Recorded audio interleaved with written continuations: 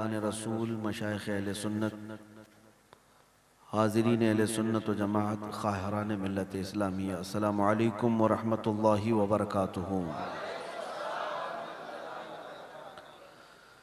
अल्हम्दुलिल्लाह अल्हम्दुलिल्लाहिल हन्नानिल मन्नान अल्लज़ी ख़लक़ल इंसान व अल्लमहुल बयान वस्सलातु वस्सलामु अला रसूलिही सय्यिदिल इंसी वल जान व अला आलिही व अस्हाबिही ज़िल खैरि वल इहसान अम्मा बअद फ़अऊज़ु बिल्लाहि मिनश शैतानिर रजीम बिस्मिल्लाहिर रहमानिर रहीम फ़ल्यहज़रिल लज़ीना युख़ालिफ़ूना अन अम्रिही अन तुसीबहुम फ़ितनह औ युसीबहुम अज़ाबुन अलीम।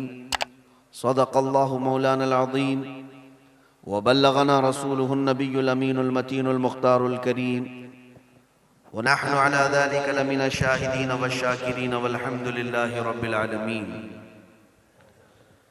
बारगाह रिसालत मुआब सल्लल्लाहु तआला अलैहि वसल्लम में दुरूद पाक का हदिया पेश करें। अल्लाहुम्मा सल्लि अला सय्यिदिना व मौलाना मुहम्मदिन मअदनिल जूदि वल करम व आलिही व अस्हाबिहिल किराम व इब्निहिल करीम व बारिक व सल्लिम सलातन दाइमतन सरमदन अबदा। बमुस्तफ़ा बरसां खैश के दी हमाऊस्त गर्ब उन रसीदी तमाम बुलहबीस्त।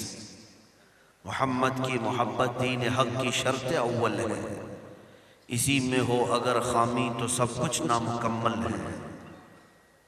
अज़ीज़ान गिरामी, आज का ये इजलास ताजदार ख़त्म नबूवत अला साहिबिहा सलातु वस्सलाम के उन्वान से मुनाकिद है। अल्लाह अज़्ज़ा व जल हम सब के ईमान व अक़ीदे की हिफाजत फरमाए। इस मिंबर पाक पर अजिल्ला उलमाए कराम की एक जमात जलवा फिगन है। बिरादर गिरामी हज़रतुल अल्लामा ग़ुलाम जिलानी अज़हरी साहब, हज़रत मौलाना रोशन ज़मीर साहब, मेरे अज़ीज़ रफ़ीक कफ़ील अंबर साहब, दीगर उलमा, इनकी मोहब्बतें इनायतें, शौरा हज़रात ने जो कुछ भी कहा, अल्लाह मुझे उसके लायक बनाया। मैं गुफ्तगू का आगाज़ इन बुज़ुर्गों की सरपरस्ती से करता हूँ, इन उलमा अकाबिरीन की हिमायत से करता हूँ। सबसे पहले इस बात की वजाहत कर दूँ कि इस जुमले को थोड़ा सा बदल लिया जाए। शौरा की तरफ से भी, नाज़िम इजलास से भी मुअद्दिबाना इल्तिमास। यकीनन आपकी मोहब्बतें सर आँखों पर, लेकिन इस तरह से कहना कि अज़मत रिसालत पर हमला हो रहा हो, सारी खानकाहें, सारा हिंदुस्तान खामोश था, चुप था, ये ज़ेब नहीं देता हमारी खानकाहों के लिए। यकीनन हर एक ने अपने अपने मुताबिक आवाज़ उठाई है। गुलशन में गुलाब भी होता है, मोगरा भी होता है, हर एक की खुशबू अलग होती है। मेरे अजीज़ों, हर एक ने अपनी ताकत और इस्तिताअत के मुताबिक आवाज़ें उठाई। ऐसा गुमान करना भी मेरे लिए जायज़ नहीं कि कोई सुन्नी हुजूर की तौहीन सुनकर खामोश बैठा हो। गुमान भी मैं नहीं करता, छे जाए कि खानकाहें, आम सुन्नी का दिल जल जाता है हुजूर की अजमत पर कोई आँच आए। लिहाजा मैं अपनी जानिब से तो ये कहूँगा कि सारे उलमा, मशाइख, अइम्मा, मसाजिद सबों ने अपनी आवाज़ें उठाई। और ऐसा भी नहीं कि दीन इलाही के ख़िलाफ़ सिर्फ मुजद्दिद अल्फ़सानी ने ही आवाज़ उठाई थी। हज़ारों आवाज़ें उस वक्त भी आई, लेकिन मौला ताला किसी आवाज़ को सब पर फ़ौक़ियत देता है। अज़मत रिसालत पर हमला हिंदुस्तान में जब हो रहा था, इल्म गैब, हाजिर और नाजिर के मसाइल पर बहुत सारे मशाइख और उलमा ने किताबें भी लिखी, रद्द वहाबिया, रद्द दयाबना भी किया, लेकिन जो बरेली से आवाज़ उठी, अल्लाह ने उसको सब पर हावी फरमाया। तो सारी खिदमतें अपनी जगह पर, और अल्लाह ताला सबको उसका सिला अता फरमाएगा। अब फ़कीर के मुतालिक आपका हुस्न ज़न है, बात मैं इतनी ही जानता हूँ कि दर्द से निकली हुई आवाज़ असर रखती है। हमें इस बात का दर्द था कि हम रस्म अदा करने के लिए किसी का जवाब नहीं दे रहे थे, बस हमें खौफ और दर्द ये लगा हुआ था, इसी हाल में अगर दुनिया से रुखसती हो गई तो कब्र में अगर हुजूर पाक ने मुझसे पूछ लिया क्या तू उसी मुल्क से आता है जहाँ से मुझे गालियाँ दी जाती हैं, जहाँ मुझ पर गलीज़ मुगल्लज़ात बके जाते हैं, तो हमारे पास कौन सा चेहरा होगा। ये दर्द सताता था और आज भी सताता है। आज भी ये एहसास हमें सोने नहीं देता कि कल को बारगाह मुस्तफ़ा में खड़े होने जैसा चेहरा भी तो नहीं है, कि इन गुस्ताखों को हम करोड़ों होकर के भी कुछ नहीं कर सके। या रसूल अल्लाह, वो आपके 313 थे जो चीतड़े उड़ा देते थे। आपकी आवाज़ पर तो दूर की बात है, सहाबा का मामूल तो ये था कि अगर दूर से भी किसी को सुन लिया कि नबी पाक की अज़मत पर भौंकता है तो हुजूर से इजाज़त लिए बगैर वो सहाबा पहले सर लाकर कदमों में रखते थे।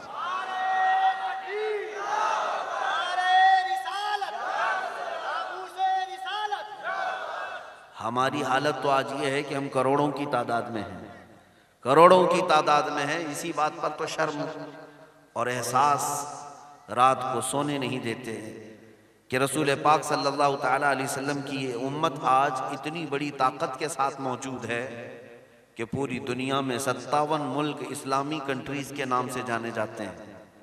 इस्लामी मुल्क जहाँ पर इस्लाम के नाम से मजहब चलता है, बड़े बड़े बादशाह हैं, बड़े बड़े प्रेसिडेंट हैं, प्राइम मिनिस्टर हैं, और कई मुल्क ऐसे हैं जिनकी ताकतवर फौजें हैं, ताकतवर फौजें दुनिया की। मिस्र की फौज बड़ी ताकतवर समझी जाती है। लीबिया, इराक, ईरान, ये सारे ताकतवर अफवाज के मालिक हैं। ये 57 ममालिक इस्लामी हुकूमतों को चला रहे हैं अफवाज के साथ। कई तो मुल्क ऐसे हैं जो एटमी ताकत रखते हैं, बावजूद उसके मेरे आका की शान पर जब भद्दी गालियां दी जाती हैं तो ये सब कुछ भी नहीं कर सकते।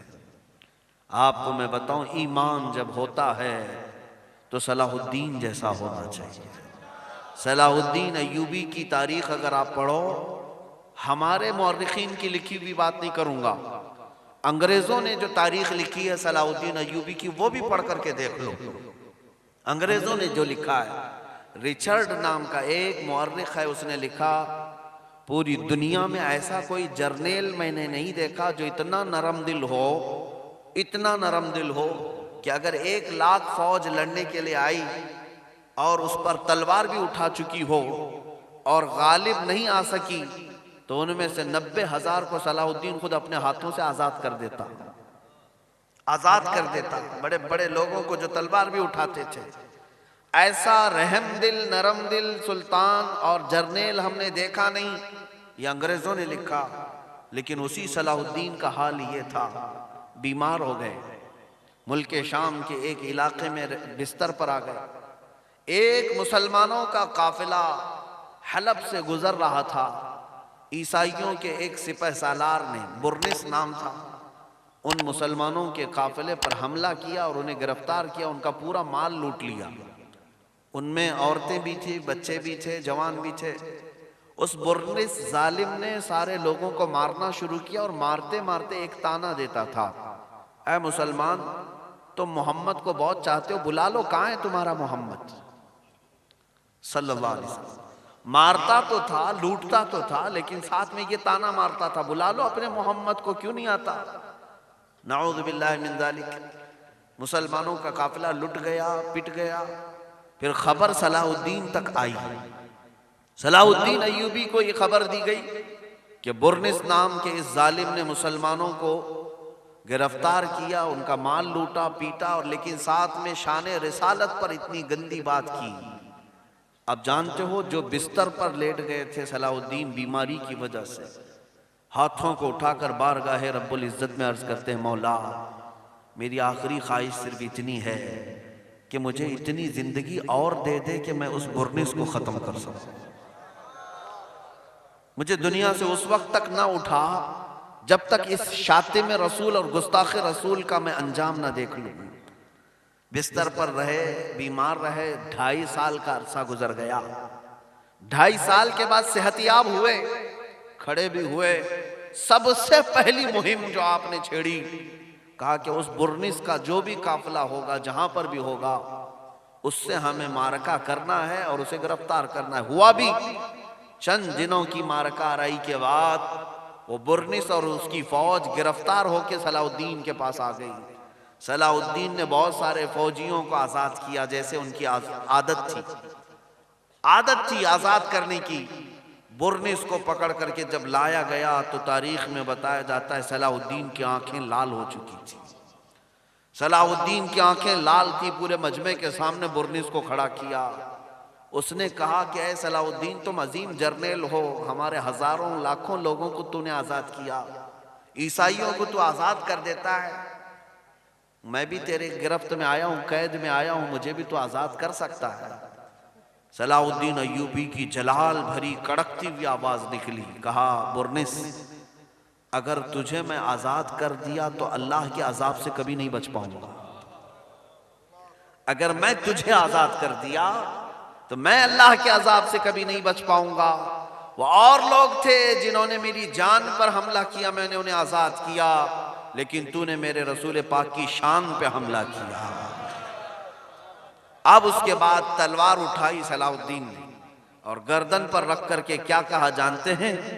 ऐ बुर्निस, 2.5 साल पहले तूने पुकार कर मुसलमानों से कहा था बुलाओ मोहम्मद कहाँ है, देख मोहम्मद ने मुझे तेरी गर्दन उतारने के लिए भेजा है।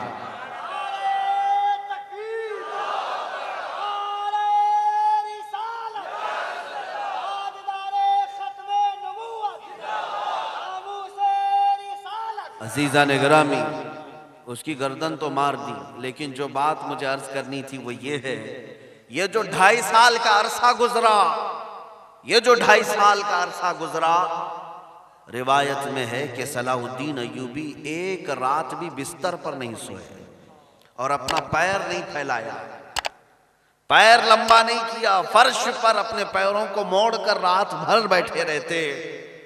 और बीमारी की हालत थी। जब खादिम कहते कि आप सो जाएं, सलाउद्दीन अय्यूबी कहते तुम किसको मशवरा दे रहे हो मुझे सोने का, जबकि मेरे नबी की शान में गालियां दी जा चुकी हैं, हुजूर पाक की अजमत को ललकारा गया और तुम कहते हो कि सलाउद्दीन बिस्तर पर सो जाए। अजीजा ने गिरामी, इसीलिए तो मैं बार बार चीख करके कहता हूं, हर चीज पर कंप्रोमाइज किया जा सकता है, इज्जत रसूल पर कभी नहीं। आज मेरा मिशन सिर्फ ये है कि मैं जलसों में या तकरीरों में इसलिए नहीं आता कि मैं कोई मुकर्रिर आदमी हूँ या खतीब हूँ, मेरे अंदर तो ढंग भी नहीं है खिताबत करने का, मैं मुकर्रिरीन की अदाओं से भी वाकिफ नहीं हूँ, लेकिन सिर्फ ये दर्द तुम तक तकसीम करके जाना चाहता हूँ। क्या है मुसलमानों, बहुत सारे मामलात पर तुम सड़कों पर आते रहे, राशन के नाम पर, पानी के नाम पर, बिजली के नाम पर, इलेक्शन के नाम पर, वोटिंग के नाम पर, लेकिन तुम्हें खबर नहीं, तुम तो अमानत थे रसूलुल्लाह की, तुम हुजूर के लिए पैदा किए गए हो और तुम उम्मत हो मेरे मुस्तफ़ा की।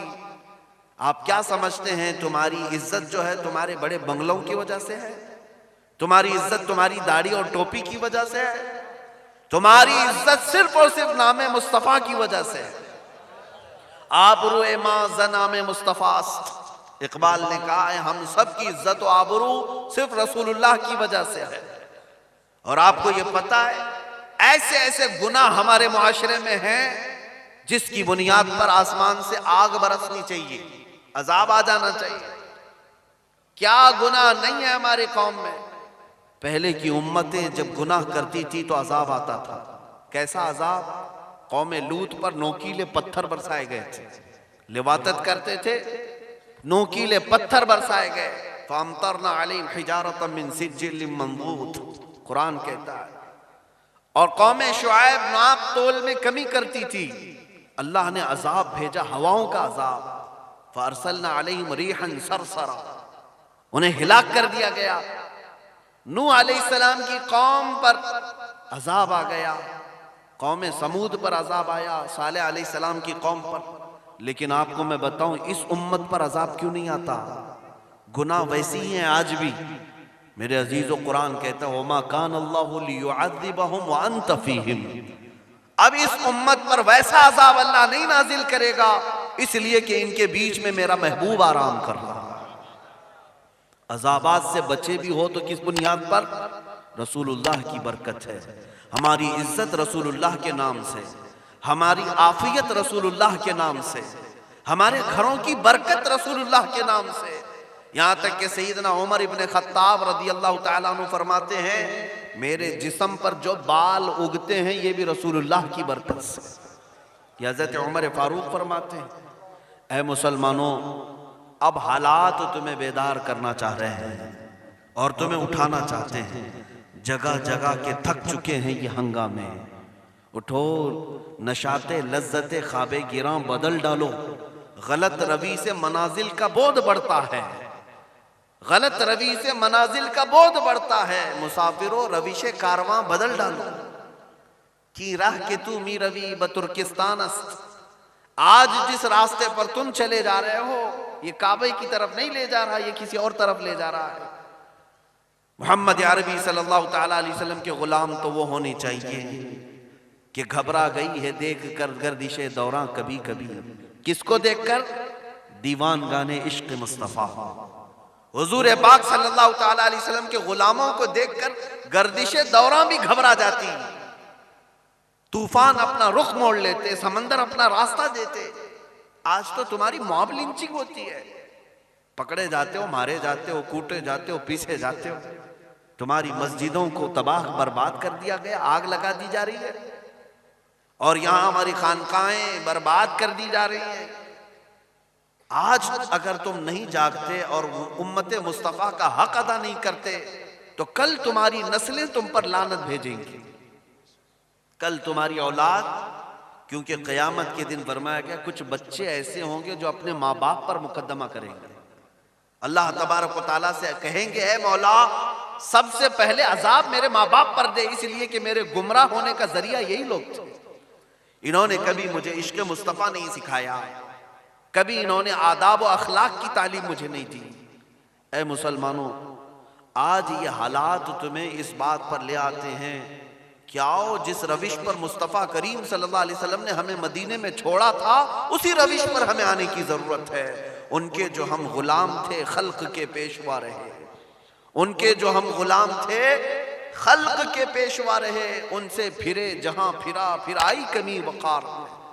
तुम्हें अपनी इज्जत मालूम है? तुम्हारी हैसियत मालूम है? किसके तुम वारिस हो? हम किसके वारिसीन में से हैं? हमारे असलाफ कौन है? क्या वो सिर्फ हमारे जलसों में नारे लगाने के लिए असलाफ है? उन अकाबिरीन का नाम लेकर एक बार जिंदाबाद कह दिया जाए काफी है। तुम जिन असलाफ के वारिसीन में से हो जरा पढ़ तो लिया करो ए जवानों। तुम्हारे अकाबिरीन में सबसे पहले बिलाल हबशी का नाम आता है, खब्बाब इब्न अल-अरत का नाम भी है, खुबैब इब्न अदी का भी नाम है। ये वो सहाबा हैं जिन्होंने अपनी जाने मुस्तफ़ा की मोहब्बत पर लुटाई है, जाने लुटाई है। अब्दुल्ला बिन जहश वो सहाबी हैं जो मैदान ओहद में जिनका मुसला किया गया था, उनके नाक आंख कान सब काट करके काफिरों ने हार बनाकर गले में पहना था। कौन? अब्दुल्ला बिन जहश, रसूलुल्लाह के साहब। हजरत अनस बिन नुदैर, हुजूर पाक सल्लल्लाहु अलैहि वसल्लम के राजदार सहाबी जो हुजूर के राजों का एहतमाम करते थे, हुजूर उनसे राज की बात करते थे। ओहद के मैदान में जब आए, कुफार और मुशरिकीन ने उनके जिस्म को इतना मसल दिया था, इतना मसल दिया कि न चेहरा दिखता था न सीना दिखता था, कुछ भी नहीं। उनकी बहन आई, सिर्फ उनकी उंगली एक बाकी थी, ये देखकर पहचाना कि अनस बिन नुज़ैर है, जिनके जिस्मों को समेट दिया गया था जमीन के साथ। मेरे अजीजों, उन सहाबा की कुर्बानियां हैं तब इस्लाम हम तक आया है। आप ये समझते हैं कि घर में बड़े का गोश्त खा लेने का नाम इस्लाम है, हाथ लंबी टोपी पहन लेना या दाढ़ी रख लेने का नाम इस्लाम है। इस्लाम कुर्बानियां चाहता है। इस्लाम की इब्तिदा मुहर्रम में कुर्बानी की याद दिलाती है और बकरीद में भी कुर्बानी की याद दिलाती है। क्यों? मुसलमानों, सिर्फ बकरा कुर्बान करके गोश्त खा करके मस्त न हो जाना, जब तुम्हारी जान पर कोई बात आए तो कोई सदका करके अपनी जान बचा लेना, और जब मुस्तफा की जात पर कोई चीज आए तो जान देकर इज्जत बचाना।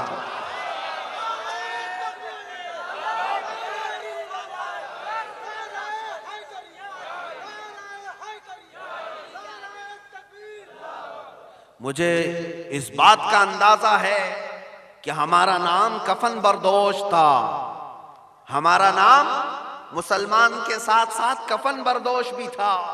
पहले के फारसी लोग हमें मुसलमान कम कहते थे, कफन बरदोश कहते थे। मतलब क्या है, ये रसूल पाक के गुलाम ऐसे हैं कि कंधे पर कफन लेके चलते हैं, इन्हें मौत कभी रोक नहीं पाती। ये हुजूर के आशिक हैं, जहां पाए निकल पड़े और मौत इनको क्या डरा सकेगी। और हकीकत में है मेरे अजीजों, आज मैं जो गुफ्तगू को शुरू किया हूं, सबसे पहले तुम अपने सीनों से खौफ निकालो, डर निकालो। सबसे बड़ा डर क्या हो सकता है जिंदगी का? जाहिर सी बात है, आप आग से डरते हैं कि जल जाएगा, पानी से डरते हैं, आप जो है घर के अंदर हादिसों से डरते हैं, तूफान से डर रहे हैं, बारिश से डर रहे हैं, बीमारी से आप डर रहे हैं, कोई बीमारी आ गई तब डर है। डर कई चीजों में है, शेर से भी डर लगता है, कुत्ते से भी डर लग रहा है, कोई खाई से भी डर लग रहा है, घड़े से भी डर लग रहा है, कार में बैठे एक्सीडेंट से डर लग रहा है। सारे डर अगर जमा करोगे, रिजल्ट निकालेंगे, नतीजा निकालेंगे इन सारे डर से, क्या सबसे बड़ा डर क्या है? वो मौत का डर है। किस चीज का डर है? आग से इसलिए आप डर रहे हैं कि जलेंगे तो होगा क्या? मर जाएंगे। पानी में डूबने से इसलिए डर रहे हैं कि डूब गए तो मर जाएंगे, मरने का ही तो डर है। हादसों से जो डर रहे हैं, यही डर है कि मौत आ जाए। बीमारी से भी इसलिए बचते हैं कि मौत ना आ जाए, मर ना जाए। ये मौत ही का डर है। और मुस्तफ़ा करीम के गुलामों की खुसूसियत ये होती है, सबसे पहले अगर कोई डर निकाला जाता है सीने से तो मौत का डर निकाला जाता है, जिसको आला हज़रत ने फरमाया है कि हुस्न यूसुफ पे कटी मिस्र में अंगुश्ते जना, या रसूल अल्लाह सर कटाते हैं तेरे नाम पे मर्दाने अरब। यहां मौत का डर नहीं होता, मुस्तफ़ा करीम के गुलामों में मौत का डर नहीं होता। क्यों? हमें मौत का डर क्यों हो? जो आशिक होता है वो तो इंतजार में रहता है कि वो कौन सी रात है जब मलकुल मौत मेरे घर आएगा। क्यों? कौन सी रात है जो मलकुल मौत मेरे घर आएगा? इसलिए कि जिस दिन मलकुल मौत रूह कब्ज करके जाएगा, मैं कब्र में जाऊंगा, तभी तो मुस्तफ़ा की जियारत हो। जिसको रसूल पाक की जियारत करना है वो मौत से नहीं डरता। वो कब्र में पहुंचता है तो क्या कहता है जानते हैं? फरिश्तों के पास जब वो उठाते हैं तो यूं कहता है, अब तो पाए नाज से ऐ फरिश्तों क्यों उठूं, अब तो पाए नाज से ऐ फरिश्तों क्यों उठूं, मर के पहुंचा हूं यहां इस दिलरुबा के वास्ते। हमारे जो जनाजे भी जाते हैं इतने सज कर संवर कर, सफेद कपड़े पहनकर, अतर लगाकर, सुरमे लगाकर, फूल पहनकर, अरे मरे हुए आदमी को इतना क्यों सजाया जाता है? कोई शादी का दूल्हा तो नहीं है। इतना सवार करके इसलिए भेजा जाता है, बुजुर्ग फरमाते हैं कि इसलिए सवार करके भेजा जाता है कि आज की रात ये दीदारे मुस्तफ़ा करने वाला है, कब्र में अपने आका के जलवे देखने जा रहा है, इसलिए खुशबू लगा कर जाता है, अतर लगाकर, सुरमा लगाकर, सफेद कपड़े पहनकर जाता है। अजीजा ने गिरामी वक़ार है शबे वस्ल भी उसी गुल से मुलाकात की रात। हम डरते नहीं है मौत से, और डरना भी नहीं चाहिए। और जिस दिन तुम्हारे सीनों से ये डर निकल गया, अब मुझे बताओ दुनिया फिर तुम्हें किस बात से डराएगी? अब किस बात से डराएगी? यही एक चीज तो है दुनिया जो बार बार तुम्हें डराती है कि मारे जाओगे, काटे जाओगे, फांसी पर चढ़ाए जाओगे। और मोहम्मद अरबी का गुलाम जब खुशी से इन बातों को कबूल करता है तो दुनिया के पास इससे बड़ी सजा कोई है ही नहीं, इससे बड़ी सजा कोई है ही नहीं। यही मैं चाहता हूं मुसलमानों, अपने सर हथेलियों पर लेकर जिस दिन तुम निकले, फिर दुनिया तुम्हारी हकीकत को पहचान लेगी कि जिसको इकबाल ने कहा था, निकल करके सहरा से जिसने उलट दिया था तख्ते रोमा को, तख्ते रोमा को उलट दिया था। रोम सुपर पावर का नाम है। हुजूर के जमाने में 2 सुपर पावर थे, जैसे आज अमेरिका और रशिया है। मुल्क रोम और मुल्क ईरान, रोम के बादशाह को कैसर कहा जाता था, ईरान के बादशाह को किसरा कहा जाता था।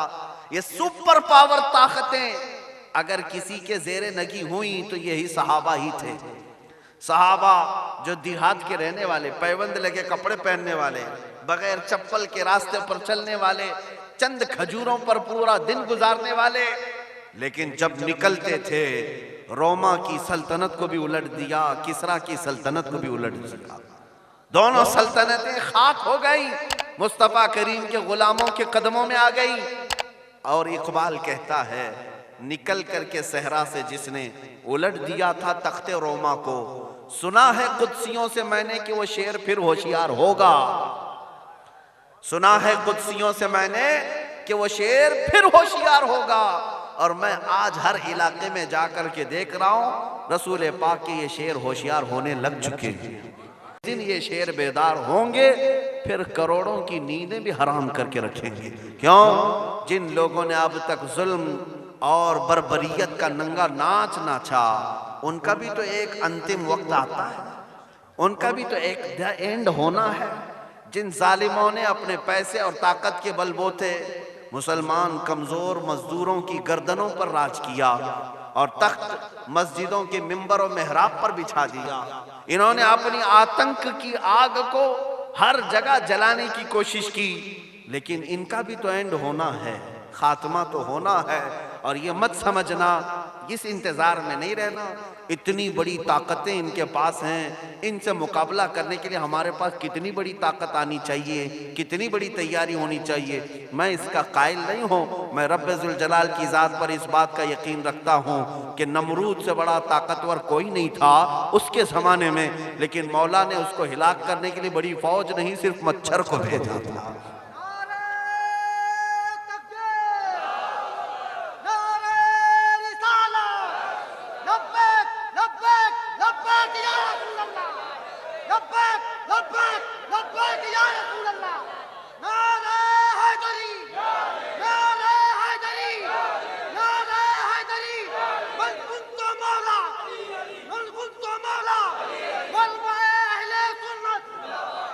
अजीज़ान गिरामी, अब यही बेदारी का वक्त दुनिया को परेशान भी कर रहा है कि मोहम्मद अरबी के गुलाम जागने लग गए।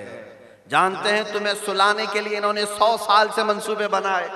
नशा तुम्हारे मोहल्लों में आम किया, लड़कियां बेआबरू तुम्हारे मोहल्लों में की गई, टेलीविजन इंटरनेट सबसे ज्यादा तुम्हारे मोहल्लों में लाया गया।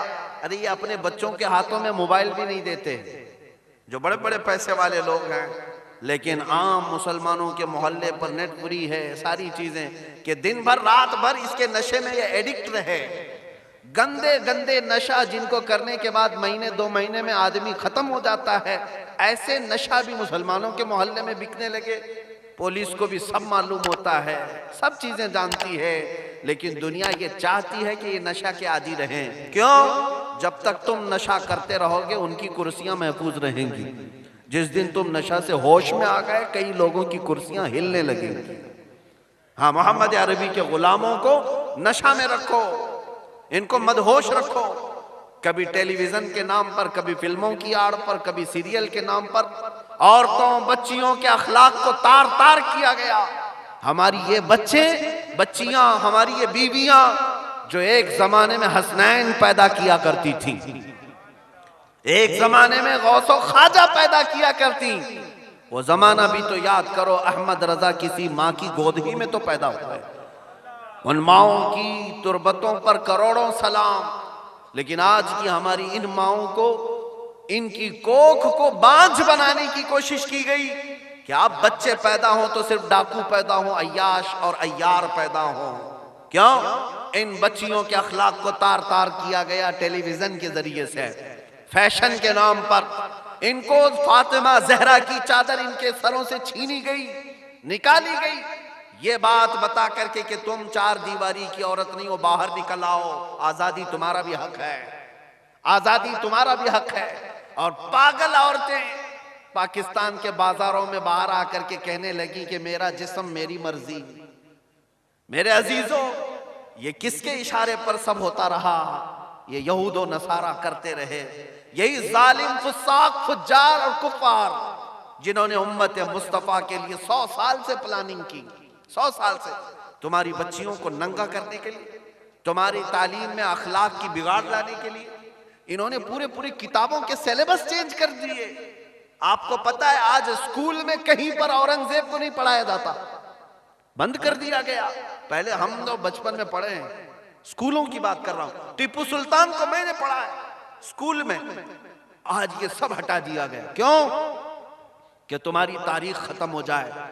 तुम अगर टीपू सुल्तान को, औरंगजेब को पढ़ने लगोगे तो कहीं तुम्हारे अंदर भी जज्बे जिहाद ना आ जाए, कहीं तुम भी जवान होने ना लग जाओ, बेदारी तुम्हारे अंदर भी ना आने पाए। इसलिए छिछोरे लोगों की तारीख को किताबों में डाल दिया गया कि हमारे बच्चे वही पढ़ते रहे और उन्हीं को अपना बादशाह समझते रह जाएं। अजीज़ान गिरामी, 100 साल से यही सारी साजिशों का शिकार रही उम्मत। खिलाफत को खत्म कर दिया गया पूरी दुनिया से। जिहाद के नाम से ही चिढ़ पैदा कर दी गई, नफरत पैदा कर दी गई पूरी दुनिया से। आज लफ्ज़ जिहाद कहने से उलमा तक डरने लग गए। मेहराब और मिंबर की बात कर रहा हूं, आम इंसान की तो छोड़े, उलमा मिंबर पर बोलने से कतराने लग गए। अरे जिहाद कहेंगे तो ये हमें आतंकवाद कहेंगे। अजीज़ान गिरामी, इस नौबत पर हमें आज लाया गया कि बाज़ इलाकों में अब अजान पर भी कंप्रोमाइज होने लग गया कि अजान के माइक उतार दिया जाए, खामोशी से अपनी अजान हो जाए। थोड़े दिनों के बाद नमाज पर बात आएगी। थोड़े दिन क्या, अभी हो भी चुका। दिल्ली हरियाणा के कई इलाके हैं जहां से नमाजों को बाहर पढ़ने से रोक लगा दी गई, लेकिन गोबर पूजा तो कहीं पर भी की जा सकती है। ये सारी चीजें क्यों होती गई? मुसलमानों, इसी बात पर हो रही है कि तुम जब तक सोते रहोगे जालिम तुम्हारी गर्दन पर नाचता रहेगा, नाचता रहेगा। तुम्हें उठने की जरूरत है और बताने की जरूरत है, मैं गुलाम मुस्तफ़ा हूं, जिस तरफ से गुजरूंगा हवाएं अपना रुख मोड़ लेंगी। हमारी तारीख ये है, हमारे बुजुर्गों की तारीख ये है, टल न सकते थे जंग में अगर अड़ जाते थे, पांव शेरों के भी मैदान से उखड़ जाते थे, तुझसे सरकश हुआ कोई तो बिगड़ जाते थे। अरे तेग क्या चीज, हम तोप से भी लड़ जाते थे। ये हमारे अकाबिरीन थे, सहाबा, ताबईन, औलिया, मुजाहिदीन। वो किसी चीज से खौफ नहीं खाया करते थे। हजरत साद इब्न अबी वक्कास सिर्फ 300 की फौज लेकर दरियाए दजला के पास खड़े हैं। उन्हें ईरान की सरहद पर जाना है। ईरान और इराक के बीच में एक नदी है दरियाए दजला, इसको क्रॉस करना था। ईरानी फौजों ने सारे ब्रिज तोड़ दिए कि कहीं ये मुसलमान फौज ईरान में ना आ जाए। साद इब्न अबी वक्कास ने अपने जवानों से पूछा, जाना है सरहद के पार? सबों ने कहा जाना तो है लेकिन कोई ब्रिज नहीं है। साद इब्न अबी वक्कास ने कहा चलो मेरे साथ घोड़े पानी में डाल दो, घोड़े पानी में डाल दो। वो दरिया कितने गहराई में है आज भी जाके देख सकते हैं, काफी कई गज नीचे है, लेकिन साद इब्न अबी वक्कास के इन जवानों ने घोड़ों को पानी पर डाल दिया और चलते रहे, खरामा खरामा चलते रहे। तारीख तबरी में लिखा हुआ है, ईरानी फौज जो उस सरहद के पार थी, उन्होंने जब दरिया पर घोड़ों को चलते हुए देखा तो एक तारीखी जुमला कहा था, देवा आमदंद, देवा आमदंद। अरे ये तो जिन्नात की फौज आ रही है, जिन्नात की फौज आ रही है, भला पानी पर भी कोई चल सकता है? मेरे अजीजों, साद इब्न अबी वक्कास ने बता दिया, पानी तो क्या है, मोहम्मद अरबी के गुलाम अगर हवा को हुक्म दे, हवा पर भी घोड़े तैर सकते हैं, उड़ सकते हैं। और ईरान फतह भी किया हज़रत साद इब्न अबी वक्कास ने। इसी को तो इकबाल ने कहा था, दश्त तो दश्त है दरिया भी न छोड़े हमने, बहरे जुल्मात में दौड़ा दिए घोड़े हमने। आ गया ऐन लड़ाई में गर वक्त नमाज, किबला रूहों के जमी बोझ हुई कौम हिजाज। एक ही सब में खड़े हो गए महमूद अयाज, न कोई बंदा रहा न कोई बंदा नवाज। अजीज़ा ने गिरामी वक़ार, मैं आज आपके सामने चंद वो कुर्बानियां रखना चाहता हूं। आप इस्लाम में हैं, अल्लाह का शुक्र अदा करो। इस्लाम के साथ साथ अल्लाह ने तुम्हें इश्क रसूल की दौलत दी, इस पर और शुक्र अदा करो। अहले सुन्नत व जमात का ये वतीरा और खासा रहा है। आज अपने फख्र की बात मैं बताऊं, हमें गर्व होता है इस बात पर। पूरे बर्रे सगीर में, हिंदो पाक में, हिंदुस्तान हो, पाकिस्तान हो, बांग्लादेश, कहीं पर भी जाओ, कई फिरके होंगे, कई जमातें होंगी, कई कई नाम से मुसलमानों के अंदर फिरके हैं कि नहीं? हर इलाके में है। लेकिन आज इस बात को कहने में मुझे कोई झिझक नहीं महसूस होती कि रसूलुल्लाह सल्लल्लाहु तआला अलैहि वसल्लम की खत्म नबूवत पर या उनकी इज्जत पर अगर कोई जमात मैदान में है तो वो सिर्फ अहले सुन्नत व जमात। आप देखें लब्बैक या रसूल अल्लाह के नारे पड़ोस में भी वही लगा रहे हैं जो इमाम अहमद रजा वाले हैं, हिंदुस्तान में भी वही जमात लगा रही है जो बरेली वाले हैं। इसका मतलब यह है कि रसूल पाक सल्लल्लाहु अलैहि वसल्लम ने अपनी इज्जत की हिफाजत के लिए तुम्हारा इंतखाब फरमा लिया, तुम्हें चुन लिया गया है।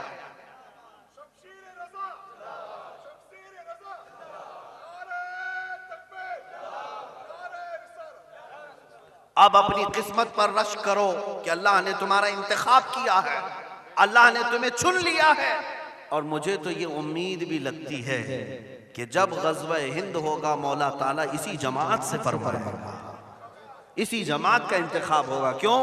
ग़ज़वात और जिहाद ये बेईमान और मुनाफिकों का काम नहीं है, ये ईमान वालों का काम है। ईमान जो रखता है वो सर हथेली पर लेकर आता है।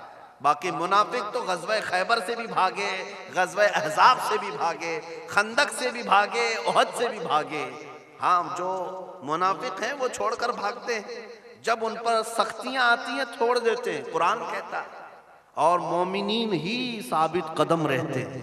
आज भी इन मामलात पर जब कभी बात आए, हुजूर की इज्जत पर घरों से निकलना है, माओं से भी कहता हूँ, बहनों से भी और तुमसे भी, और जो आना कानी करेगा, अरे नहीं मेरा धंधा है, मेरा बिजनेस है, मैं बाहर निकलूंगा, मेरा फला हो जाएगा, मेरी नौकरी खत्म हो जाएगी, क्या क्या हो जाएगा, जो इस तरह की बातें करेगा, समझ लो यही बातें मदीने के मुनाफिक भी करते थे, मदीने के मुनाफिक भी करते थे।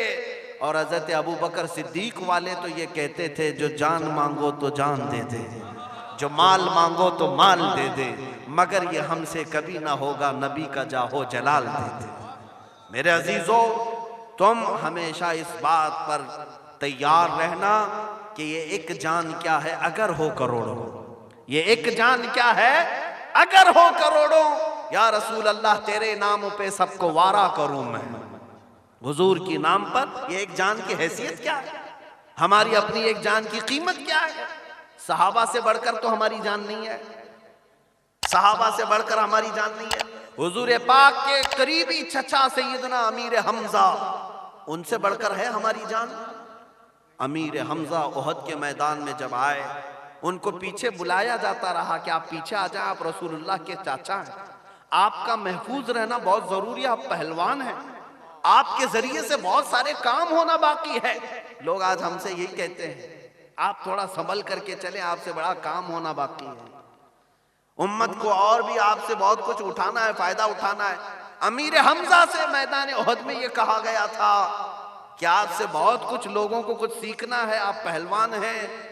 अमीर हमजा ने क्या कहा, जब रसूलुल्लाह सल्लल्लाहु तआला अलैहि वसल्लम की इज्जत महफूज नहीं तो मैं जिंदा रह के क्या करूंगा, किसको नफा देना है। हुजूर के दांत शहीद हो गए और तुम कहते हो कि हम पीछे हट करके अपनी हिफाजत करें। और मैदान में आए, अमीर हमजा के सीने पर नेजा मारा गया था, ऐसा नेजा मारा गया कि आपके सीने से पार होकर पीठ से निकला और जमीन में गड़ गया। हजरत अमीर हमजा रज़ियल्लाहु ताला अन्हु, और आपको पता है उहद के मैदान में आपका सीना चाक किया गया और आपका कलेजा निकाला गया, और हिंदा नामी खातून ने सबके सामने कलेजा कच्चा चबाया भी था। ये सारे वाकयात रसूलुल्लाह ने अपने आंखों से देखे, अपने अजीज तरीन चचा का चबाया हुआ कलेजा मेरे आका ने देखा। मुझे बताओ मुसलमानों, क्या हमारी जान अमीर हमजा की जान से बढ़कर है, जो आज हम अपनी हिफाजत के चक्कर में लगे हुए हैं।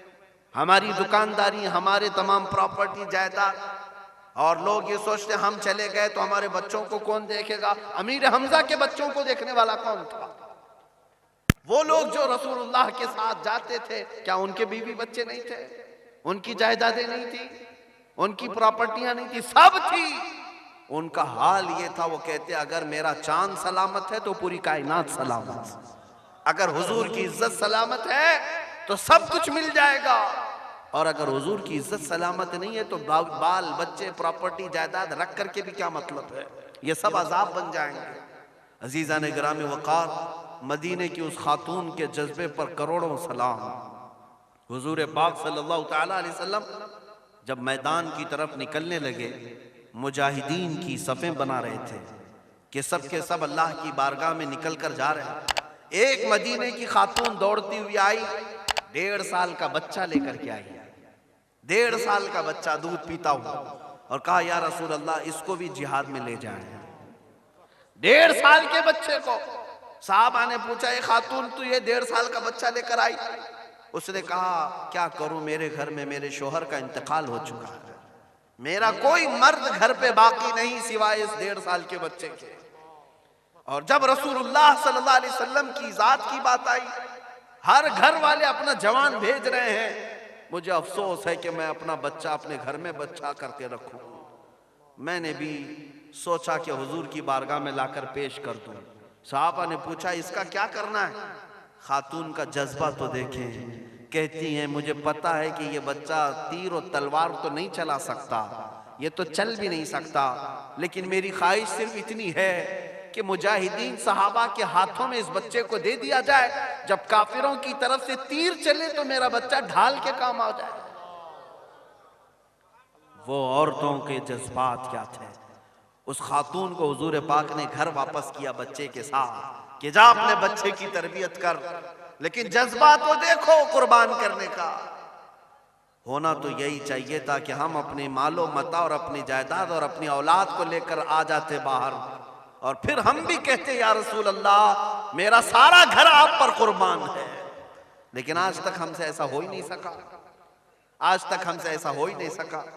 लेकिन जब जब तकलीफें घर पर आती हैं तो पुकारते किसको हैं? पुकारते किसको हैं?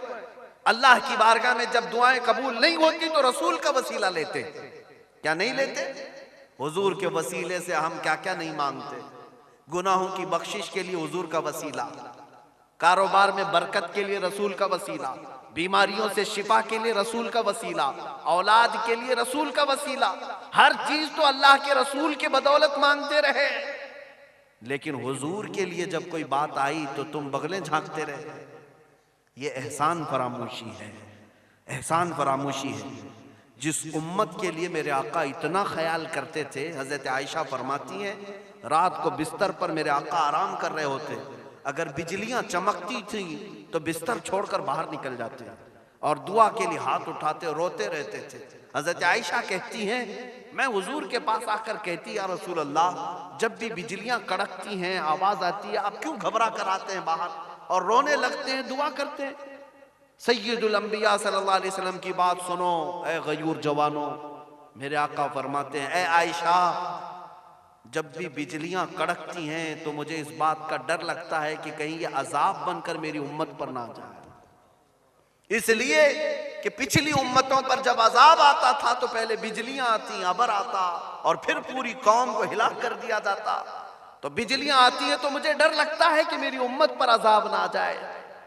जो रसूल हर बात पर उम्मत का ख्याल करते रहे। जब रसूल पाक सल्लल्लाहु अलैहि वसल्लम को कब्र अनवर में रखा गया, मौला अली करमल्लाहु वजहुल करीम और हज़रत अब्बास ये फरमाते हैं हुजूर के होंठ हिल रहे थे। हमने कान लगा करके सुना कि रसूल पाक कुछ फरमा रहे हैं, तो अल्लाह के नबी सल्लल्लाहु ताला अलैहि वसल्लम की जुबान पाक से ये अल्फाज निकल रहे थे, रब्बिग़फिर ली उम्मती फ़इन्नहुम ला यअलमून। ऐ अल्लाह मेरी उम्मत को माफ कर देना इसलिए कि वो मुझे नहीं पहचानती है। जो कब्र में जाने के वक्त भी हम गरीबों को याद करें, जो बिजलियों की कड़क पर हम गरीबों को याद करें, जो मेराज की शब में अल्लाह की बारगाह में जाए तब हम गरीबों को याद करें।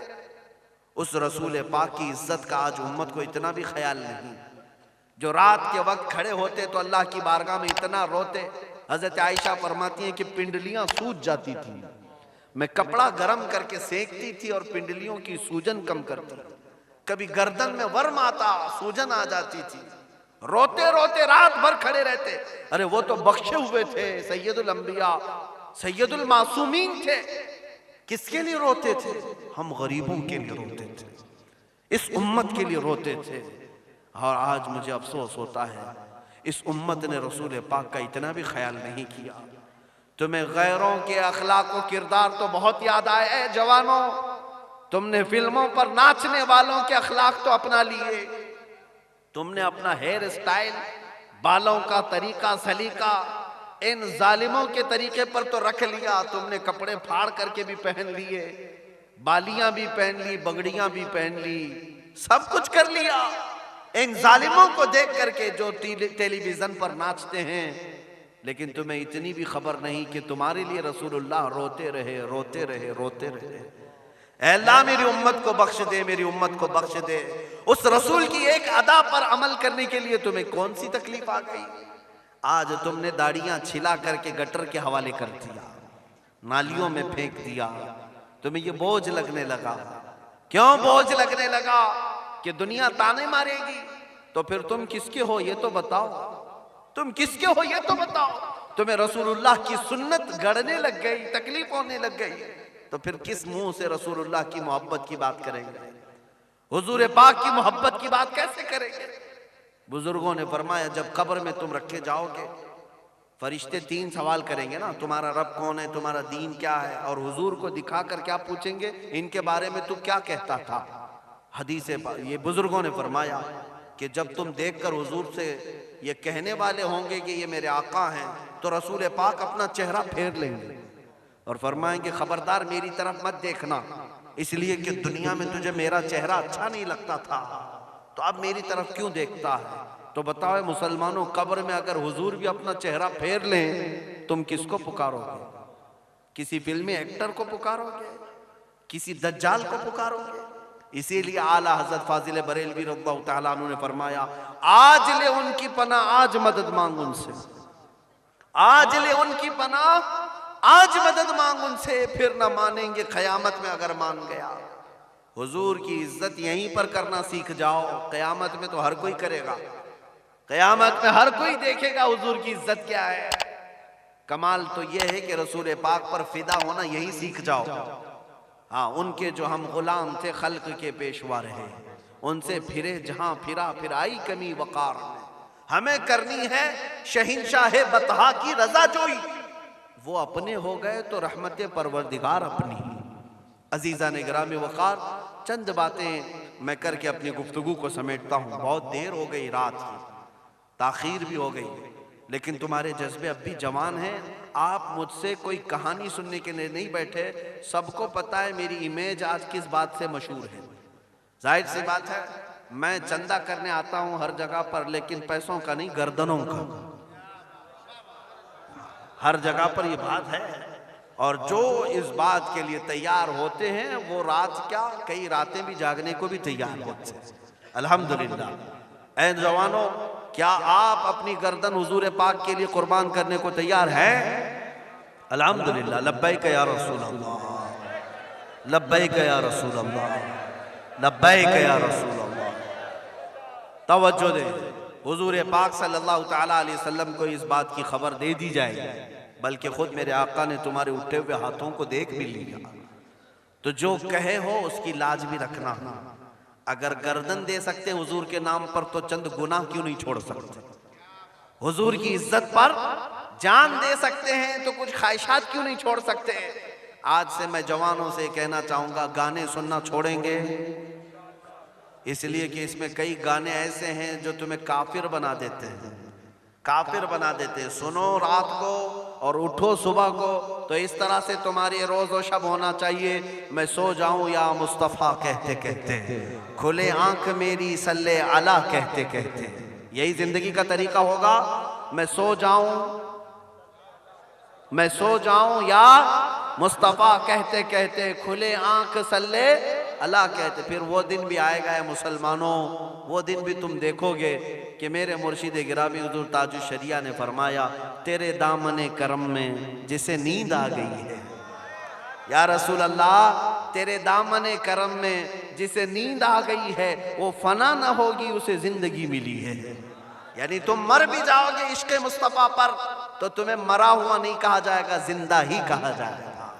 आज दुनिया पूरी एड़ी चोटी का जोर लगाकर हमें मार भी ले, तो मैं एक जुमला बार बार कहता हूं कि तुम हमारे जिस्म के 1000 टुकड़े कर सकते हो, फांसी पर चढ़ा सकते हो, हमें मार तो सकते हो, लेकिन मुर्दा कभी नहीं कर सकते, मुर्दा कभी नहीं कर सकते। क्यों? हमारा अकीदा है, इस्लाम जिंदा होता है हर करबला के बाद। इस्लाम जिंदा होता है हर करबला के बाद, मर गया यजीद अभी जिंदा है हुसैन। हाँ, ये कुछ काफिरों ने भी कहा, पंडितों ने भी कहा, जो दिन भर पानी पीते रहे, पी पी करके मर गए, जो प्यासा रहा करबला में वो आज तक जिंदा है। जो प्यासा रहा करबला में वो आज तक जिंदा है। तो पता ये चला कि जिंदा रहने के लिए पानी की जरूरत नहीं, इश्क मुस्तफा की जरूरत।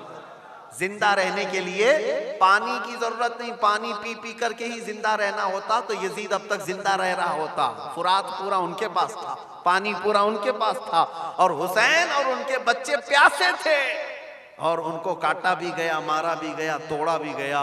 लेकिन मेरे अजीजों, आज मुझे बताओ, हजारों नहीं, लाखों नहीं, करोड़ों की मखलूक दरबार हुसैन में आज भी पहुंचती अपनी हाजतों को पूरा करने के लिए। आज भी उस सुनहरी गुंबद पर हुसैन का झंडा लहरा रहा है। ये इस बात की अलामत है कि दुनिया अगर ताकत के जोर पर तुम्हें खत्म भी कर दे तो मुर्दा कभी नहीं कर सकती। मौला तुम्हें हमेशा के लिए जिंदा फरमाएगा। और फिर अगर तुम हुजूर की मोहब्बत की तरफ आ गए, जिसको कहते हैं वफादारी, वफादारी, गद्दारी नहीं। कुछ गुनाह हो सकते हैं लेकिन गद्दारी कभी नहीं होनी चाहिए। गद्दारी किसे कहते हैं? जब रसूल पाक के नाम पर बुलाया जाए तो आए काए नहीं करना, आए काए नहीं करना। हर चीज को एक तरफ रखा जाएगा और हुजूर की इज्जत को एक तरफ। बात समझ में आ रही है?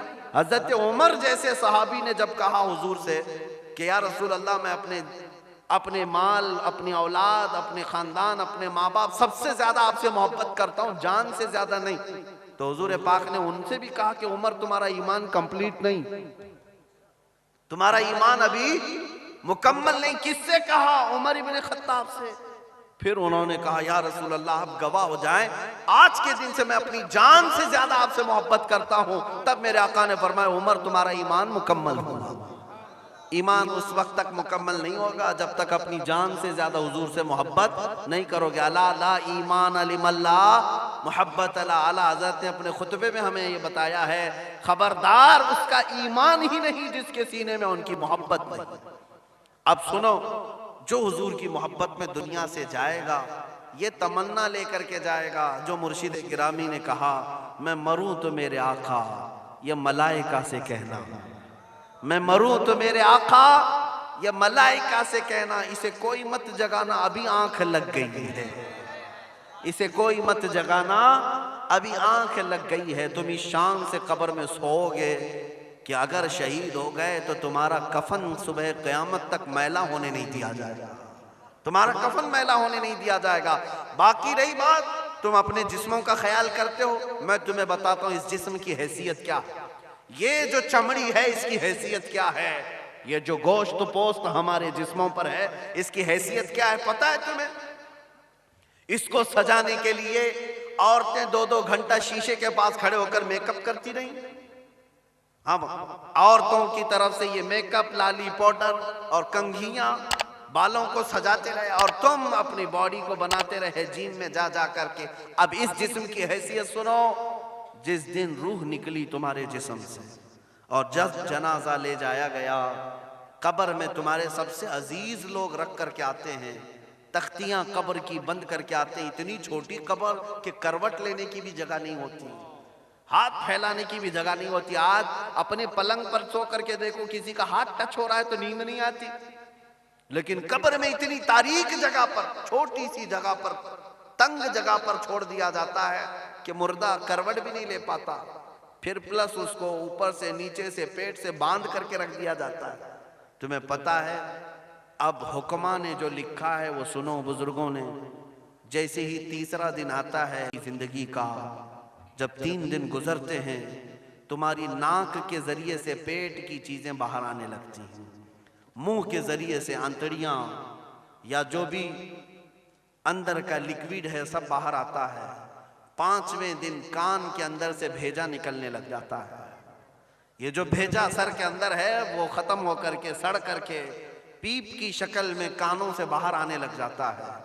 नाक और मुंह से पेट की चीजें, कलेजा, खून बन जाता है, दीगर चीजें सब कान और नाक और मुंह से निकलने लगती हैं। और 40 दिन तो बहुत दूर की बात है, 8वें दिन उसका पेट फट जाता है। पेट फूलते फूलते फट जाता है, और जैसे ही पेट फटता है कब्र में कीड़े पैदा किए जाते हैं। तुम 1000 कोशिश कर लो, लेकिन वो कीड़े उसी के लिए पैदा ही किए जाते हैं, उनकी ग़िज़ा है। वो नाक से निकला हुआ गूदा, मुंह से निकला हुआ गूदा खाने के लिए कीड़े जमा हो जाते हैं, पूरे जिस्म पर तारी हो जाते हैं। पेट जब फट जाता है तो इतनी शदीद ताफुन वाली बू आती है कि कब्रें बंद होती हैं, वरना कई लोग सिर्फ बू से बीमार हो जाते हैं, कई लोग। और यही हमारे जिस्म की हैसियत है, यही हमारे जिस्म की हकीकत है।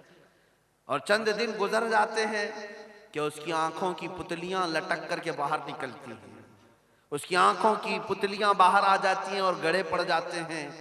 अब जो जिस्म के ऊपर मौजूद गोश्त है, इसको चूंटियां, मकोड़े और कीड़े खाने लग जाते हैं। खाते खाते 2-3 महीने के अंदर उसको सिर्फ और सिर्फ ढांचे की शक्ल छोड़ दी जाती है, हड्डियां बाकी रखी जाती हैं। जिन बालों में तुम कंघियां करते हैं, इन बालों की जड़ों में पीप पैदा किया जाता है, हर बाल की जड़ पीप बहाती है।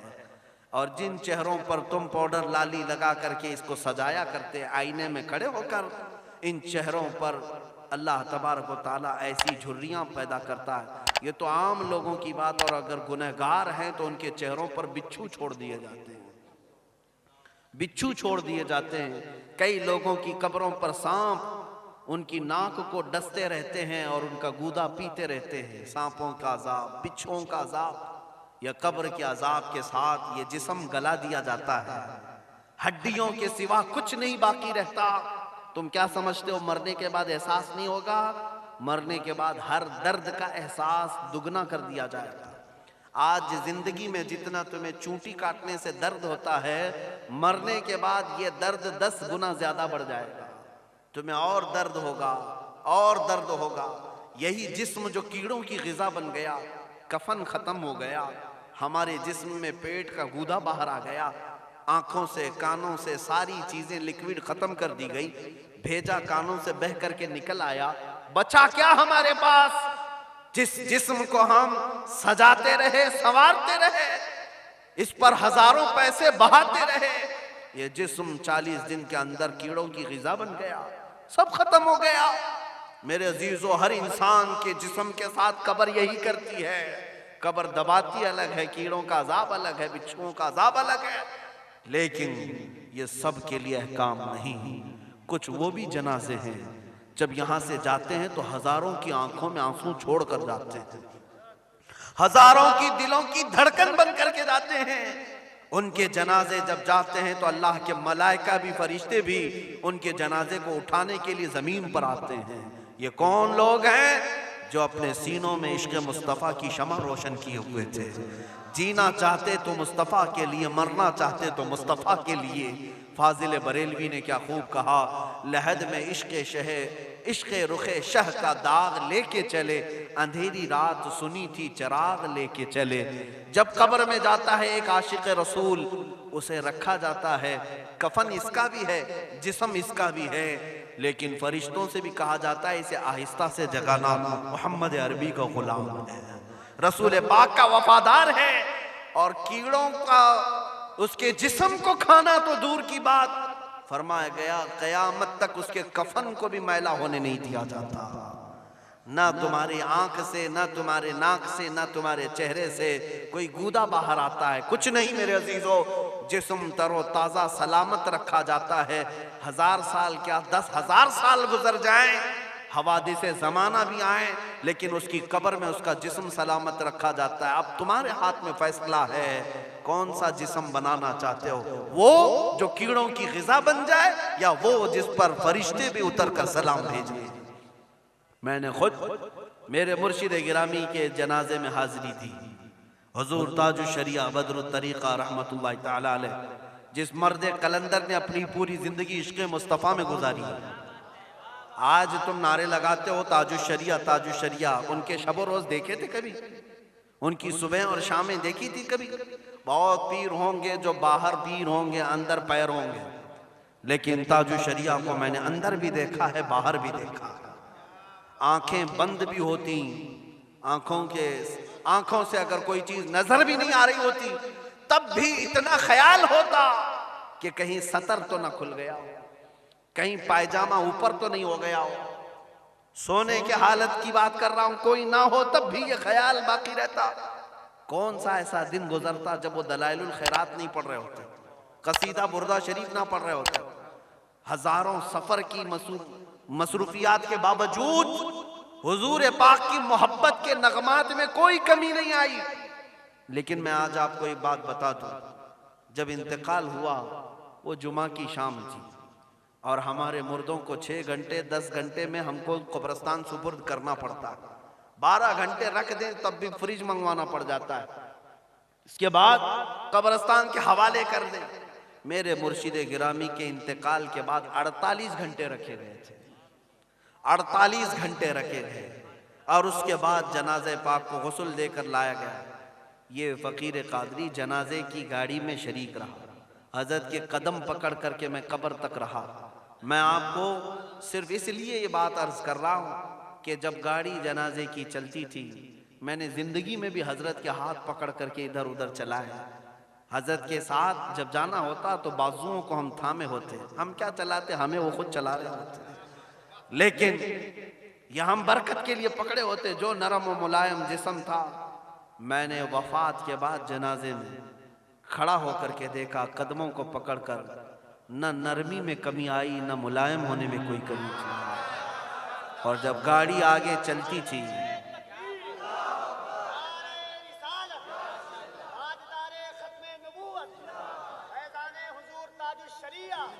जब आप गाड़ी जनाजा जिस पर रखा हुआ था चलती थी तो मेरे अजीजों, जिंदगी में जिस तरह जिस्म नरम मुलायम था, मैंने देखा कि गाड़ी जब उसके धड़के होते थे इधर उधर तो पेट मुबारक और सीने मुबारक वैसे ही हिलता था जैसे किसी जिंदे का हिलता।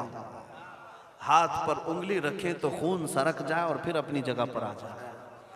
ये कोई मुबालगे की बात नहीं कर रहा हूँ, ये आंखों से देखी हुई चीज़ है। और कब्र अनवर में रखने के बाद जब उनके साहबजादे और दामाद निकल कर के आए तो थोड़ी देर के बाद हमने देखा कि चेहरा खुद ब खुद किबले की तरफ था। हम अपने मुर्दों को रखवाते हैं लेकिन उस आशिक़ रसूल ने अपना चेहरा पहले से किबले की तरफ कर लिया। ये करामात कहें या ज़िंदगी की हकीकत कहें, हकीकी बात तो ये है जो मुस्तफ़ा की याद में जाता है। उसने क्या ही खूब कहा शायर कि मेरे जनाजे पे रोने वालों फरेब में हो बगौर देखो, मेरे जनाजे पे रोने वालों फरेब में हो बगौर देखो, मरा नहीं हो गमे नबी में लिबास हस्ती बदल गया। हाँ, मरा नहीं हो गमे नबी में लिबास हस्ती बदल गया हूँ। इन आशिकों का हाल यही होता है कि ये मर भी जाते हैं, इंतकाल कर भी जाते हैं तो बस लिबास बदलता है लेकिन जिंदगी पहले से और बुलंद होती है। अजीज़ान गिरामी, तुम्हें इसी बात पर मैं लाना चाहता हूँ, कौन सी जिंदगी गुजारना चाहोगे? कौन सी जिंदगी? या अय्याशों की, या नचनियों की, या मुजरा करने वालों की, इन जालिमों की जो जहन्नम की तरफ तुम्हारे ले जाने के लिए तैयार बैठे हैं? चंद दिनों की अय्याशी है, तुम गाने गाकर उछल कूद करके अपने नफ्स को तो राजी कर सकते हो लेकिन रब्बे जुल जलाल की रजा कभी नहीं ले सकते। आज तुम दुनिया में फिल्मों की जिंदगी जी करके थोड़ी देर की खुशी तो हासिल कर सकते हो लेकिन कब्र की राहत कभी नहीं ला सकते, कब्र का सुकून कभी नहीं ला सकते। कब्र में अगर सुकून चाहिए तो सिर्फ हमारे सीनों को उधर हवाले करना होगा, मुस्तफ़ा करीम के हवाले करो। अब अपनी जिंदगी को बदलने का वक्त आ गया। ऐ मेरे अजीजों, नामों से रिसालत की हिफाजत यही है कि हुजूर के अखलाक की पहले हिफाजत की जाए, हुजूर की सुन्नतों की हिफाजत की जाए, हुजूर पाक के नाम पाक की हिफाजत की जाए, उनकी तालीमात, उनके अहादीस की हिफाजत की जाए। जिस तरह सहाबा कराम ने अपनी जानें कुर्बान करके हुजूर की इज्जत की हिफाजत की है, आज वक्त आया है इन जालिमों की तरफ ना देखना। ये भौंक भौंक करके तुम्हें जगा रहे हैं, बेदार कर रहे हैं। मैं जवाब देता रहूंगा इंशाअल्लाह, लेकिन साथ में मैं इन हादिसात को अपने लिए एक अलग अंदाज से देखता हूं। अगर कोई कुत्ता किसी मंदिर के गुफे में बैठकर भौंकता है और मेरे नबी पाक की अजमत पर हमले करता है तो दर्द तो होता है लेकिन साथ में अकीदा भी तो हमारा ये है, रहेगा यूं ही उनका चर्चा रहेगा, रहेगा यूं ही उनका चर्चा रहेगा, पड़े खाक हो जाएं जल जाने वाले। या रसूल अल्लाह, तू घटाए से किसी के न घटा है न घटेगा, जब बढ़ाए तुझे अल्लाह ताला तेरा। मिट गए मिटते हैं, मिट जाएंगे आधा तेरे, न मिटा है न मिटेगा कभी चर्चा तेरा। ये कुत्ते किताब लिख करके कहते हैं मोहम्मद अरबी का चरित्र, उनके अखलाक, उनके किरदार बुरे थे, और ऐसी कोई चीज नहीं है इस्लाम में जिससे इंप्रेस होकर इस्लाम कबूल किया जाना चाहिए। मोहम्मद सल्लल्लाहु अलैहि वसल्लम के नाम को इस्लाम से हटा देना चाहिए। इन जालिमों को मैं जवाब देना चाहता हूँ, ऐ मुसलमानों, ये तुम्हें जगाने के लिए आ रहे हैं, ये तुम्हें बेदार करना चाह रहे हैं। अब उठो और ये बताओ तुम कहां कहां से मेरे नबी को मिटाओगे, कहां कहां से। अरे हमारे घरों में बच्चों की विलादत भी होती है, कान में अगर हम अल्लाह का नाम लेते हैं तो साथ में मोहम्मद का भी नाम है।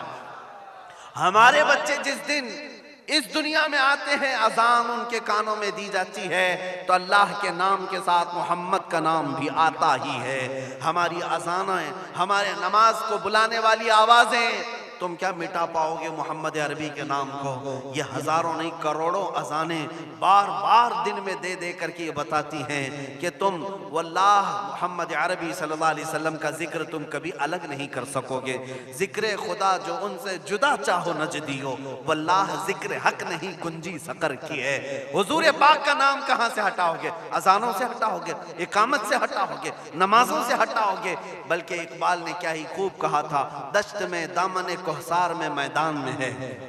कहां है ये नाम? दश्त में दामन कोहसार में मैदान में मोहम्मद है, बहर में मौज की आगोश में तूफान में मोहम्मद है, चीन के शहर मराकश के बयाबान में मोहम्मद है, और पोशीदा हर मुसलमान के ईमान में मोहम्मद है। मैंने ये तब्दील करके इसीलिए पढ़ा है कि हर जगह मोहम्मद है। रसूल पाक सल्लल्लाहु अलैहि वसल्लम को तुम कहां से हटाओगे? हमारे करोड़ों की जिंदगियां उस नाम पाक पर कुर्बान, उस नाम पाक पर कुर्बान। इन जालिमों को ये बात बता देना, इस नाम पाक पर अल्लाह ने नुक्ता तक नहीं रखा है। मोहम्मद अरबी सल्लल्लाहु अलैहि वसल्लम के नाम पाक पर नुक्ता तक नहीं आए तो बहुत दूर की बात है। और मिटाने की बात करते हो, मिटाने के लिए तुम इसका एक लफ्ज तक नहीं मिटा पाओगे। मोहम्मद अरबी उस अजीम हस्ती का नाम है जिसकी जड़ें तहतुस्सरा में हैं, जिसकी शाखें औज सुरैया पर हैं। हुजूर पाक सल्लल्लाहु अलैहि वसल्लम को अल्लाह ने रफ़अना लका ज़िक्रक कह करके बुलंद फरमा दिया है। किसी के घटाने से हुजूर का नाम कभी नहीं घटेगा।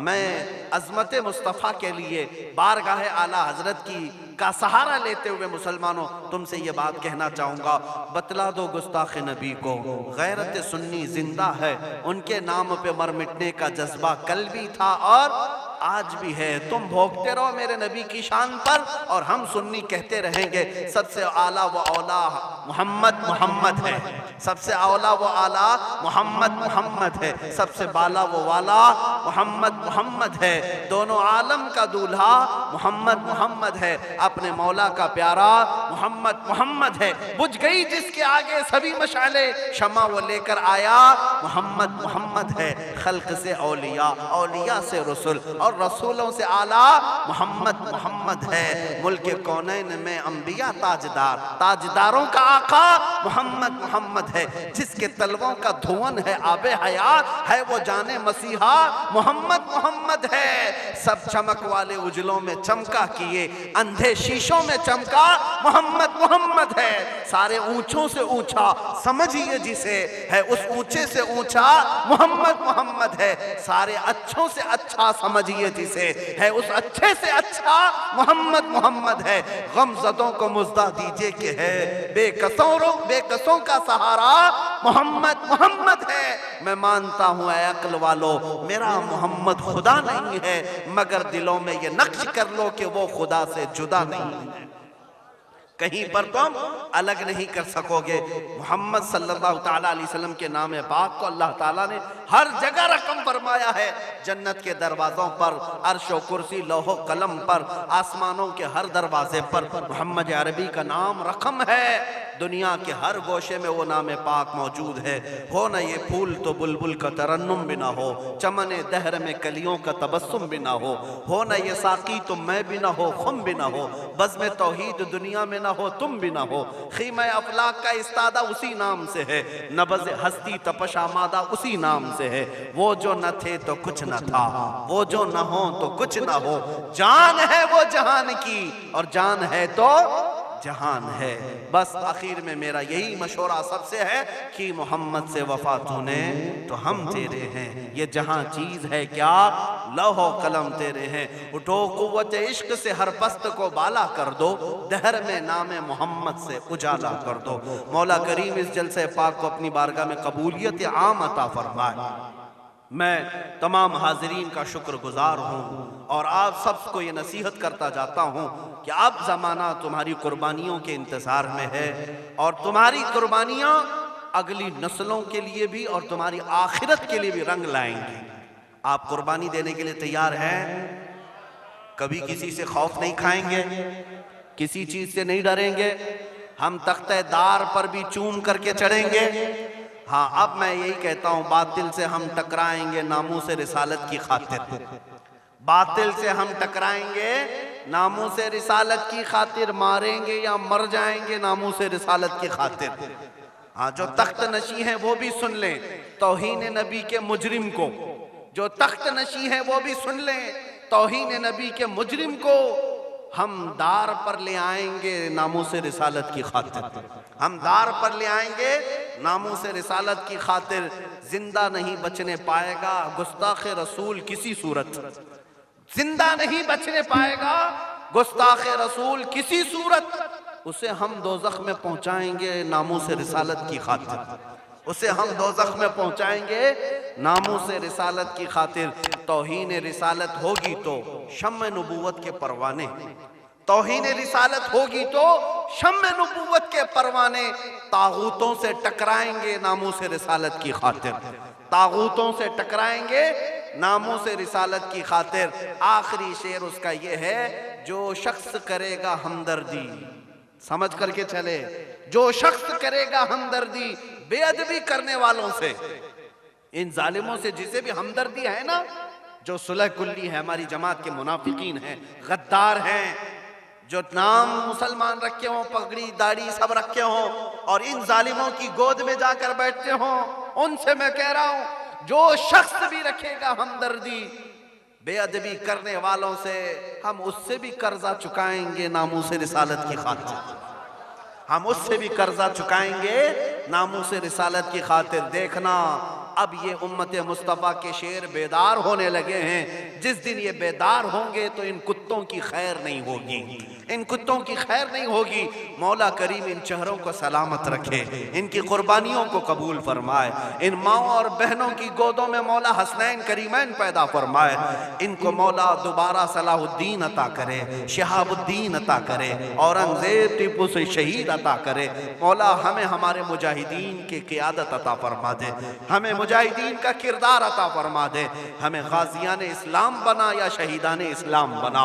ए रब्बे ज़ुल जलाल, हमारी दुआओं को नालैन मुस्तफ़ा के सदक़े कबूल फरमा। व सल्लल्लाहु तआला अला खैरि खल्क़िही मुहम्मद व आलिही व अस्हाबिही अजमईन। खुसूसियत के साथ आज के इस इजलास को जिन्होंने मुनक़्क़िद किया, यहाँ पर हाजी इरशाद साहब, उनके वालिद गिरामी, अल्लाह ताला उनकी मग़फ़िरत फरमाए। ये इतना अजीम जलसा है, इतना अजीम जलसा है, नामूस रिसालत ताजदार ख़त्म नबूवत के नाम पर यकीनन रसूलुल्लाह तक ये सारा मामला फरिश्ते पहुँचाएंगे और साथ ही इसकी खैरात मरहूम की कब्र तक भी जाएगी इंशाअल्लाह। आइंदा हमारे यही रिवाज भी होने चाहिए, हमारी शादी बिया वली में सारी चीज़ों में हम लाखों के पैसे पटाखों में नहीं उड़ाएंगे, हुजूर की मोहब्बत में मीलाद करके खर्चा करेंगे, हुजूर के नाम पर खर्चा करके करेंगे। क्यों? हम रसूलुल्लाह के, जन्नत रसूलुल्लाह की, हमें जो भी मिला है वह सदका रसूलुल्लाह का, उनके नाम पर हम लुटाएंगे। और ये ऐलान सुन करके चले, इंशाअल्लाह अज़ीज़ आप तक भी उलमा आएंगे। हमने अभी दो चंद रोज़ कबली, ये काफ़ी दिनों से, कई महीनों से हमारे जहन में था, वो मैंने हैदराबाद की सरजमीन से शुरू भी किया। आज आपके सामने भी ऐलान करता हूँ कि हमने तहरीक की एक बुनियाद रखी है जिस तहरीक का नाम है तहरीक फिदा का या रसूल अल्लाह, तहरीक फिदा का या रसूल अल्लाह। इसमें मखसूस वो जवान अपनी खिदमत देने के लिए ज्वाइन हो सकते हैं, जुड़ सकते हैं, जिनको हुजूर पाक की वफादारी करनी है, हुजूर पाक की बारगाह में अपनी कुर्बानी पेश करनी है। वो जवान इस तहरीक से वाबस्ता हों और हर इलाके में उनका सबसे पहला काम यही होगा कि नौजवानों को हुजूर के नाम पर बेदार करना शुरू कर दें, बेदार करना शुरू कर दे। उसके बाद अब हम कब्र में भी जाएंगे, हमें टेंशन नहीं होगा, फिक्र नहीं होगी, इसलिए कि उम्मत जाग चुकी होगी और कर्जा ले रही होगी। इंशाअल्लाह ये अपना कर्जा उतार रही होगी, अगरचे हम कब्र में भी जाएंगे। लेकिन आपके लिए सिर्फ जिम्मेदारी इतनी है कि अब बेदार करने के लिए इस तहरीक से वाबस्ता हो, और बात करेंगे तो सिर्फ हुजूर की बात करेंगे। और स्टेज वालों से भी मैं कहता हूँ, शोरा से भी मैं कहता हूँ, हमारी तारीफ कम कर दें, थोड़ी सी हमारे लिए नारे लगाना कम कर दें। अब ये खत्म करें इस रिवाज को। अब इस मिंबर से भी अगर कोई बात होगी तो सिर्फ रसूलुल्लाह की बात होगी, क्योंकि जब बादशाह हमारे पास है तो वजीरों की बात क्या करें। बादशाह है रसूलुल्लाह की जात, तारीफ होगी तो सिर्फ रसूलुल्लाह की होगी। हमारी तारीफ मैं अपने मुतालिक कर रहा हूँ, बाकी आप दूसरे अइम्मा इकराम का जरूर नारा लगाएं, अल्लामा अज़हरी साहब आए जरूर नारा लगाएं, इस्तेक़बाल करें। मैं अपनी जानिब से मेरे मुतालिक कहता हूँ, मैं तारीफ के काबिल नहीं। जब हुजूर की शान में गालियाँ दी जा रही हों और हम अपनी इज्जत करवा रहे हैं, ये हमें ज़ेब नहीं देता, ये मुझे ज़ेब नहीं देता। इसलिए अब नारा भी लगे तो सिर्फ रसूलुल्लाह के नाम का लगे, हुजूर पाक की इज्जत का।